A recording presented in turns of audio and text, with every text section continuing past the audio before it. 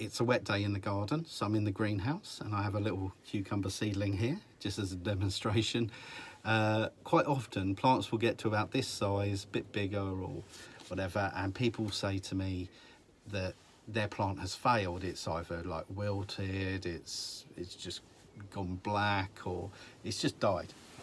And we've run through everything and it sounds like they've done everything fine. Sounds like the compost is okay, the conditions that they're growing in are fine, and there doesn't seem to have been a bug attack.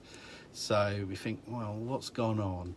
And usually is that they've done everything they do every year, it's all fine, but the problem is they just haven't done a simple thing, and that is washing their pots.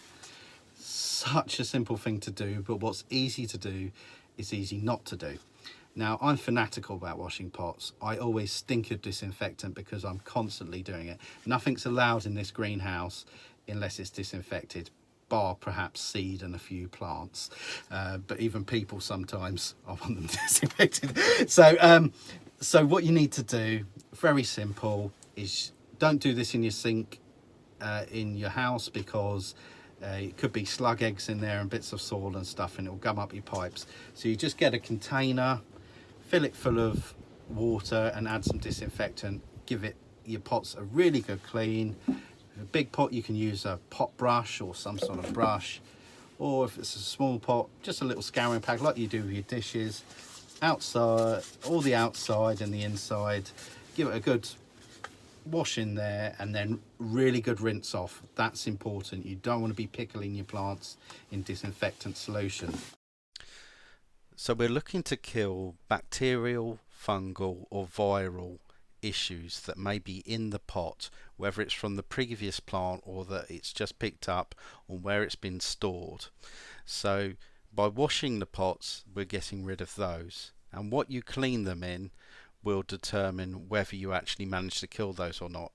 If you just rinsed with water, that would not kill these sort of things. So that's why I use disinfectant. Obviously some people don't want to use disinfectant, so I would then suggest using a soft soap and using a steam cleaner. There are different sorts of homemade remedies out there, but I'd be really careful with the dosage.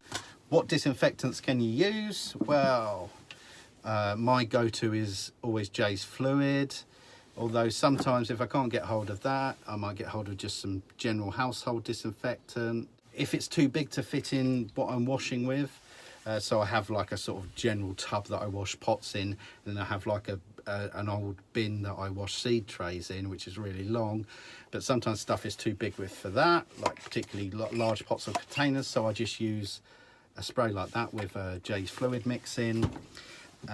So it's sort of a certain amount of J's Fluid to water, and it's always on the back there, or you can even get it pre-mixed. So how simple is that? Now I don't use that for my watering cans or for anything. I might be spraying just water on. What I'll use for that is a little disinfectant tablet. Well, it's a sterilizing tablet, like you would use for a baby's bottle or something like that. It's not as harsh. Again, that water isn't wasted because I use that to mix with my disinfectant, so that I've not wasted the water, because I don't want to be watering with the sterilized water. Then I'll just give it a good rinse out again, put it with my disinfectant water, and that's good to go. And I'll do my watering cans, my sprays, everything with that. It's nothing worse than putting all that effort in, sowing a plant, nurturing it, watering it constantly, and then it dying just because you haven't washed a pot. So clean your pots. Do you have a gardening question or problem? Drop a comment below and I'll see if I can help.